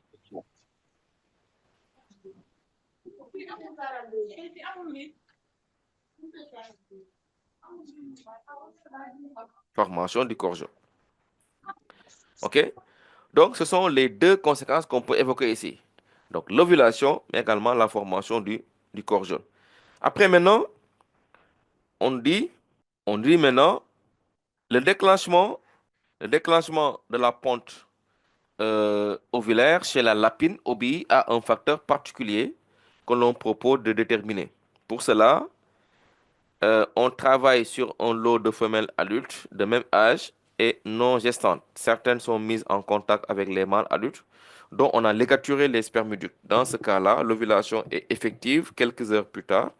Chez les autres lapines, la ponte ovulaire n'a pas lieu et c'est maintenant on demande si ces résultats permettent de proposer une explication au déclenchement de l'ovulation. Donc ceci nous amène justement à parler des deux types, n'est-ce pas, d'ovulation qu'on peut avoir chez les mammifères. Ce qu'on appelle donc l'ovulation provoquée, comme c'est le cas ici, et l'ovulation spontanée qu'on note chez la femme. Donc chez la femme, l'ovulation se fait de façon spontanée. Alors que ici, chez la lapine, dans notre cas qu'on a donné, c'est une ovulation qui est provoquée. Pourquoi provoquée? Parce que, comme vous le voyez, on a dit que des femelles qui sont adultes, n'est-ce pas, qui sont non gestantes, maintenant, si on les met en contact avec des mâles dont on a ligaturé, on a une ovulation. Alors que ces mêmes lapines, n'est-ce pas, la ponte, chez les autres lapines où on n'a pas fait le contact avec les mâles, on n'a pas d'ovulation. Donc ça veut dire quoi? L'ovulation a été déterminée, bien a été déclenchée par les mâles, la présence du mâle, n'est-ce pas? Donc qui va stimuler, n'est-ce pas, ces femelles et les amener à une ovulation, ce qui n'est pas le cas pour les lapines qui n'ont pas ou qui ne sont pas en contact avec les mâles. Donc, une telle ovulation ici, on l'appelle une ovulation provoquée. Donc voilà comment on explique, n'est-ce pas, cette expérience-là ou ces résultats. Donc ça nous amène à la deuxième question. Donc, on va dire explication sur le déclenchement. Explication sur le déclenchement de l'ovulation chez la lapine.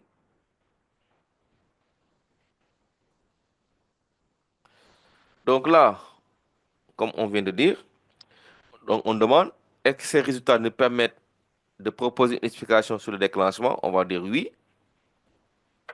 Pourquoi? Parce qu'en effet, l'ovulation chez la lapine s'explique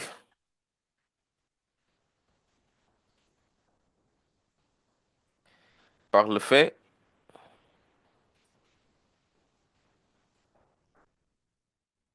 que chez cette espèce,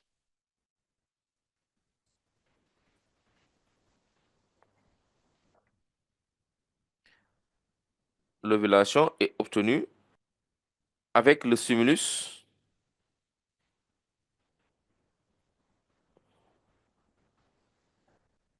déclenché par le contact avec le mâle.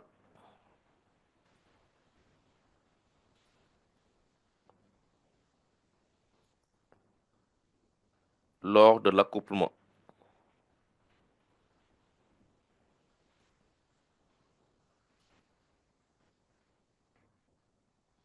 Voilà. Donc, comme j'ai dit, il s'agit d'une ovulation provoquée. Donc, qui va s'opposer à l'ovulation simultanée qu'on note, comme j'ai dit, chez la femme. Donc, chez la femme, on n'a pas besoin de stimulus extérieur pour déclencher, donc, n'est-ce pas, l'ovulation. Ce qui est le cas chez la lapine, il faut un élément extérieur pour déclencher l'ovulation. Et l'élément extérieur est représenté par le mâle, généralement, qui, au contact lors de l'accouplement, va provoquer chez la femelle, justement, la libération, donc, du gamète, donc, l'ovulation. Maintenant, troisième question. On demande donc, après on dit, euh, par certaines méthodes, on peut recueillir la cellule femelle émise au niveau d'un pavillon avant qu'elle ne soit fécondée ou qu'elle ne se désorganise. Elle présente l'aspect schématisé par la figure 3. Donc, comme vous le voyez sur le schéma, donc là aussi on donne les numéros, donc de 1 à 5, et on demande de faire une annotation. Donc, on va d'abord annoter. Annotation de la figure 3. Maintenant, pour cette annotation, là aussi, on nous donne des numéros. Donc, 1 jusqu'à 5. Donc, 1 pourrait être quoi?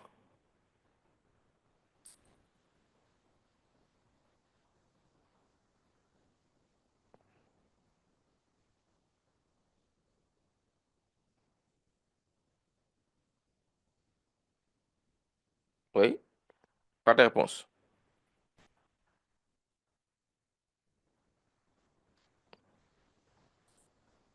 Oui, Mamadou, Nous avons le cytoplasme. le cytoplasme. Oui, Fatou, c'est? C'est le cytoplasme de l'ovocyte. Voilà, c'est le cytoplasme de l'ovocyte. Voilà, on est d'accord, oui, c'est le cytoplasme de l'ovocyte. Sachant que donc l'ovocyte, c'est un tout. Donc, on va dire un cytoplasme Cytoplasme. de l'ovocyte. OK. 2, on met quoi? La membrane périovocytaire. Membrane périovicère. Bon, et regardez bien la flèche. La flèche désigne plutôt quoi? Fatou ou Momodou? C'est La la surface. membrane plasmique. Oui. Non, regardez bien, c'est la flèche 2, non? La flèche 2 désigne quoi en réalité? L'espace blanc là, c'est quoi? La surface périovocytaire. C'est la zone pellucide. On a la zone pellucide. La zone pellucide. OK? Oui. 3, c'est quoi? Mm. C'est une cellule? Cellule folliculaire. Les Cellule cellules folliculaire. folliculaires. Voilà. Cellule Mm. folliculaire. 4, c'est quoi? Le Noyau noyau. de l'ovocyte C'est 1. voilà, noyau de l'ovocyte. Noyau de l'ovocyte. Et 5, le on a premier quoi? Globule globule polaire. polaire. Premier Le, globule polaire. voilà, Le premier Premier. globule polaire. GP, premier globule polaire. Mm. Voilà. Donc voilà pour la notation. Maintenant, deuxièmement, on nous demande la Et formule njëkk bi chromosomique. Parce qu'on a dit, sachant que chez la lapine, 2n égale 44, quelle formule chromosomique, quelle est la formule chromosomique des noyaux figurés? Donc, on va dire B, formule chromosomique. Formule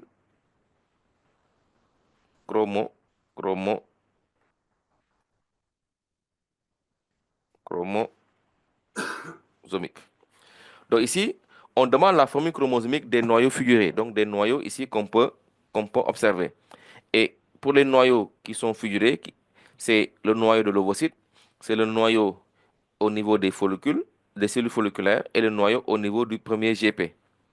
Donc, on va dire d'abord noyau de l'ovocyte. Donc, noyau ovocyte. Donc, noyau de l'ovocyte, il a combien de chromosomes ici? Sachant que chez la lapine, 2n égale 44, on a dit. Donc ici, ça veut dire quoi? Il faudrait être en mesure déjà de savoir quel ovocyte nous avons. Est-ce qu'on a un ovocyte 1? Est-ce qu'on a un ovocyte 2? Donc ici, on a quel ovocyte en fait? C'est un ovocyte? Oui? Fatou, oui? l'ovocyte 1. Non, c'est Non, non. l'ovocyte 2. C'est l'ovocyte? 1, 2. Oui. 1. Non, non. C'est l'ovocyte? L'ovocyte 1. C'est l'ovocyte? 1 pour la figure 3. Non, non. Non, C'est pas figure-toi. l'ovocyte. C'est l'ovocyte 2. N'est-ce Pour pas, la LH? figure. Oui, C'est l'ovocyte 2, n'est-ce pas? oui, c'est Monsieur, l'ovocyte 2. monsieur, pour la figure 3, Oui? Figure on 3.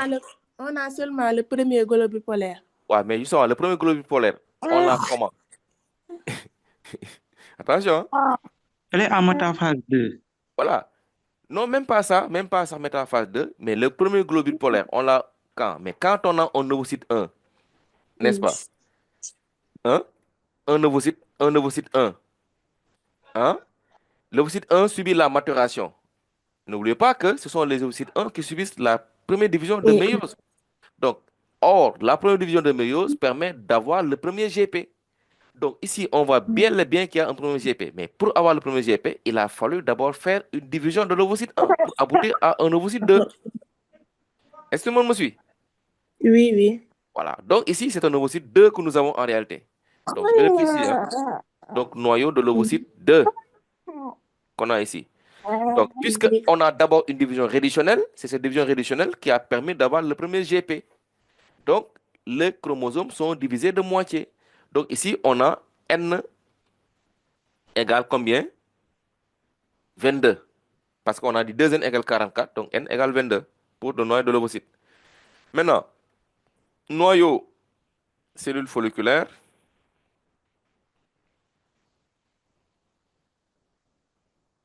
Donc, noyau, voilà, cellule folliculaire.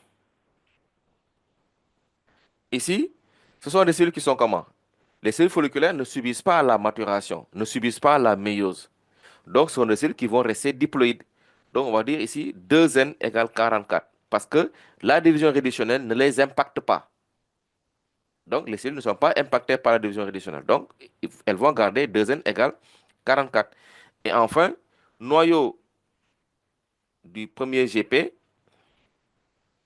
qui est une cellule qui se forme de la même manière que l'ovocyte 2 avec le même événement. Donc là aussi, on a n égale 22, puisque là-bas aussi, c'est une cellule de taille inégale qui se forme de la même façon que l'ovocyte 2. Donc n égale 22. C'est bon? Et maintenant, la quatrième question, pour finir, mais presque l'heure. On dit maintenant, euh,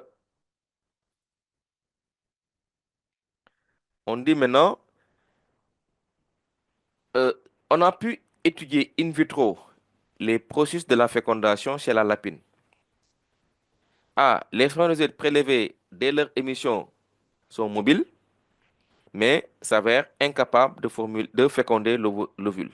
Si on les prélève dans l'utérus d'une autre lapine, accouplée quelques heures auparavant, la fécondation peut se produire. Remis dans le liquide séminal, ces spermatozoïdes meurent instantanément, donc perdent leur pouvoir fécondant. Quelle hypothèse peut-on formuler à propos du pouvoir fécondant chez les spermatozoïdes? Donc là, vous voyez que quand les spermatozoïdes sont libérés, ou bien sont prélevés dès leur émission, c'est-à-dire ils sortent, n'est-ce pas, du testicule, on les récupère. Ces spermatozoïdes-là, récupérés, ne sont pas capables de féconder. Donc, ils n'ont pas un pouvoir fécondant. Mais si on les a prélevés dans l'utérus, donc autrement dit, ces spermatozoïdes ont été libérés, mais avec l'acte sexuel, sont entrés dans l'utérus. Et quand on est dans l'utérus, on les prélève, n'est-ce pas? Et si on les met dans, voilà, accouplés, on voit que la fécondation peut se produire. Donc, ils ont un pouvoir fécondant. Mais après, quand on les remet dans le liquide séminal, ils perdent leur pouvoir fécondant. Donc, il semble quoi? Que le pouvoir fécondant des spermatozoïdes est acquis quand les gamètes transitent dans les voies génitales de la femme. Mais quand ce transit dans les voies génitales de la femme n'est pas effectué, ce sont des gamètes qui sont non fécondants. Donc, l'acquisition du pouvoir fécondant va dépendre justement des voies génitales dans lesquelles justement les gamètes vont circuler. Et maintenant, vous allez me dire, d'accord, mais après, quand on les remet dans le liquide séminal, pourquoi ils perdent le pouvoir fécondant? Parce que justement, le liquide séminal va bloquer, en fait, n'est-ce pas, le pouvoir de fécondation chez les gamètes. Parce que n'oubliez pas, avec le phénomène de capacitation dont on vous a parlé, parce que, regarde, on vous a dit que quand les gamètes transitent dans l'épididyme, ils acquièrent une capacitation. Et maintenant, une fois qu'on a, voilà, ils ont une enveloppe plutôt protectrice qui sera enduite en passant dans l'épididyme. Après fécondation, hop, ce manteau protecteur va être résorbé progressivement pour préparer la réaction acrosomique. Et pour avoir la réaction acrosomique, il faut d'abord que le gamète soit fécondant. Et comment il est fécondant? Justement, quand on enlève, n'est-ce pas, ce manteau protecteur, ce gamète peut devenir fécondant et donc peut réaliser la fécondation. Mais une fois que le gamète n'est plus, n'est-ce pas, est remis plutôt dans le liquide séminal, il n'est plus en mesure de faire la fécondation. Pourquoi? Parce que le liquide séminal va en fait bloquer la fécondation ou bien la capacité de féconder du gamète. Donc ici, l'hypothèse qu'on peut formuler, c'est de dire, donc on va dire hypothèse, on va dire que le pouvoir fécondant, bon, on se dépêche un peu, le pouvoir fécondant des spermatozoïdes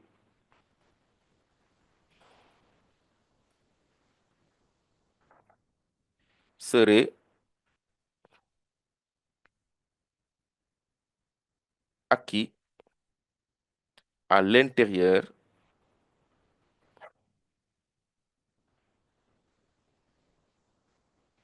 des voies génitales femelles. Mais il serait bloqué par le liquide séminal.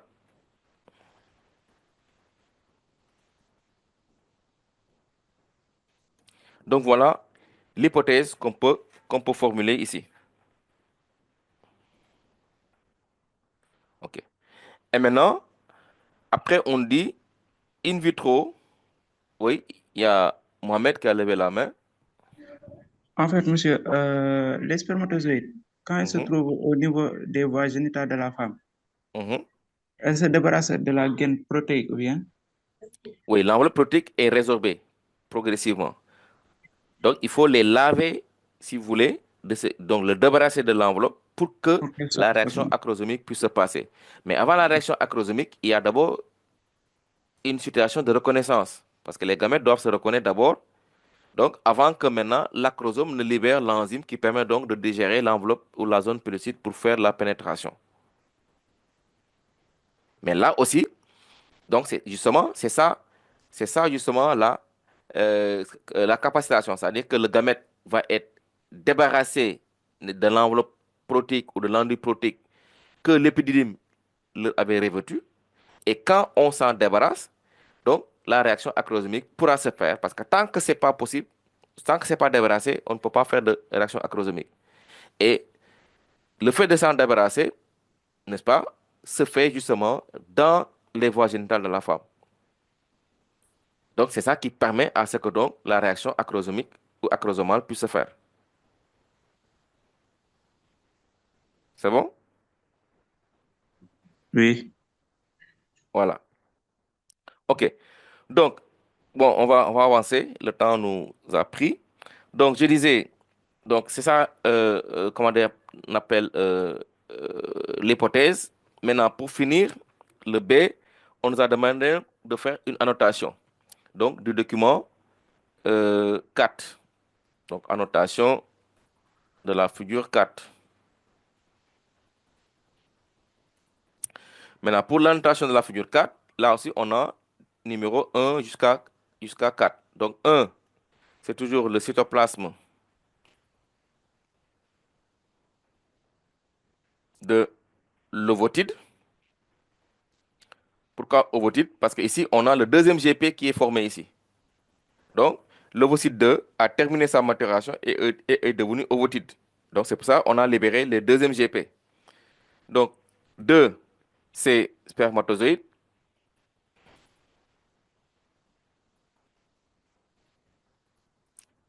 Fécondant. 3, nous avons le noyau de l'ovocyte. 4, nous avons premier et deuxième globule polaire ou GP. Donc voilà pour la notation. Et maintenant, la question c'est, l'avant-dernière question, c'est précise les phénomènes intervenus entre le stade de la figure 3 et de la figure 4. Donc on voit qu'entre le 4, le 3 où il n'y a pas encore eu de fécondation, ou en tout cas la pénétration du gamète masculin, et le 4 où on a eu effectivement la pénétration du gamète masculin, on a des modifications. OK? Donc, les phénomènes, on va dire quoi?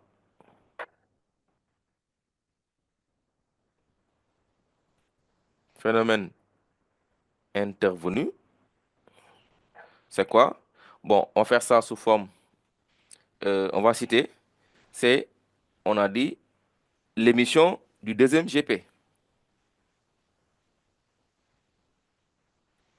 L'émission du deuxième GP, ça on l'a noté. On a noté quoi aussi? On a noté la terminaison de la maturation. Parce qu'on avait ovocyte 2, mais quand il y a cette pénétration, on donc atteint le stade ovocyte parce que la maturation va être achevée. Donc on va dire terminaison de la maturation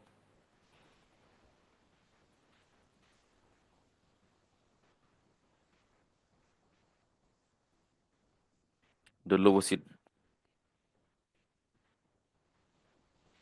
de l'ovocyte 2. OK.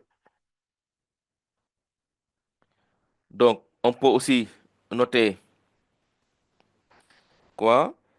La rétraction des cellules folliculaires. Les cellules folliculaires paraissent plus rétrécies. On va dire rétraction des cellules folliculaires. D'accord? OK? Voilà.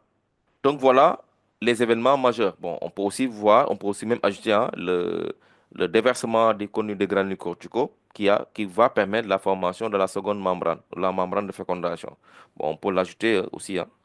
Donc, on va dire déversement du contenu des granules corticaux.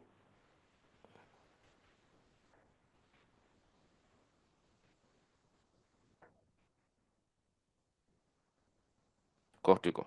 Voilà.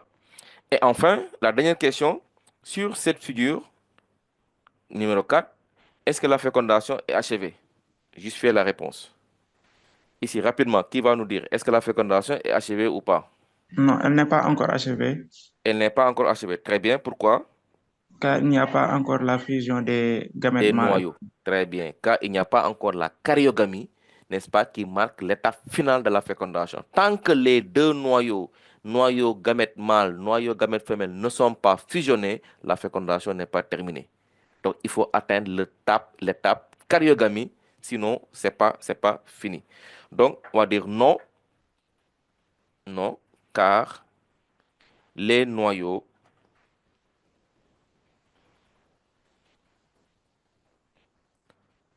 ne sont pas encore fusionnés.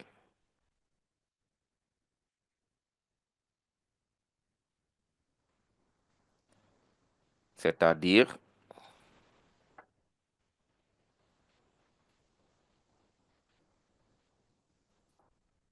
il n'y a pas encore de caryogamie.